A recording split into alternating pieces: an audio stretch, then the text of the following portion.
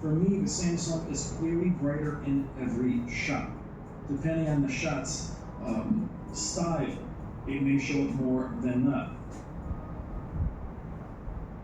What I like about both of these presets is they are usable. Many people will tell you that if you tone any vibrant preset down, it can be usable. Just back things off, back off your sharpness, change your color temperature. Now the color temperature has been changed, except on the Samsung, there's only neutral and cold, so the Sony has matched that into its standard temperature. You can't bring them exact in these two presets simply because Samsung only has two to choose from. We're going to stay in Vivid and Dynamic for a few more demos, give you a real feel for the differences in image and the headroom that is available on the third generation QD OLED. Now, does the matte screen play a part in any of these comparisons? It actually didn't. The A95L actually had more reflections from the lights above me. The S95D's reflections were only from the A95L that is basically pressed up against it. The next video I do with the S95D will show you bright room performance. It is amazing for what it does, its use case. It is not a good beach TV, but I will tell you in a very bright room, when you see that video, every TV in the room is struggling. Except they have massive reflections, and the S95D gets grayish white, but only where the sun hits it. I am a glossy screen guy myself, but you have to be able to recognize what the use case is.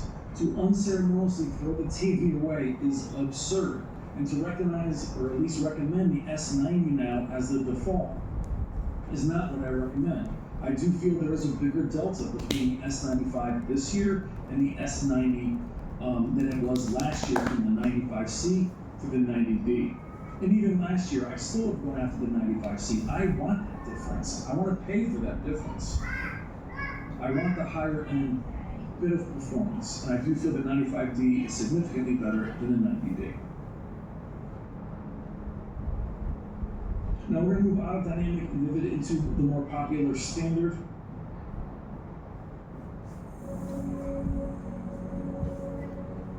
Now it's not really about, for me to tell you which one is better, it's about which one you prefer.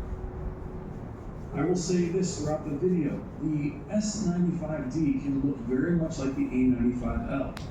Without going crazy with the settings, meaning you're not taking contrast anywhere. With its own presets, it can look just like the A95L.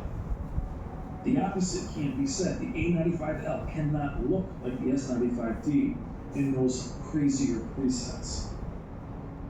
You see that here in the whites on the S95D versus the A95L.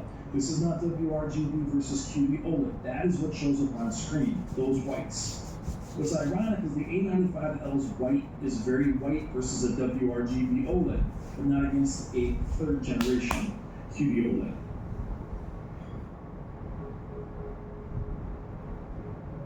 So I was very impressed. Now quickly, if I'm bought by Samsung, and also bought by Sony or bought by LG, guys, you gotta pick which one I'm bought. I'm allowed to change my opinion and perspective with the more time I spend with these TVs. You can see the differences in brightness here.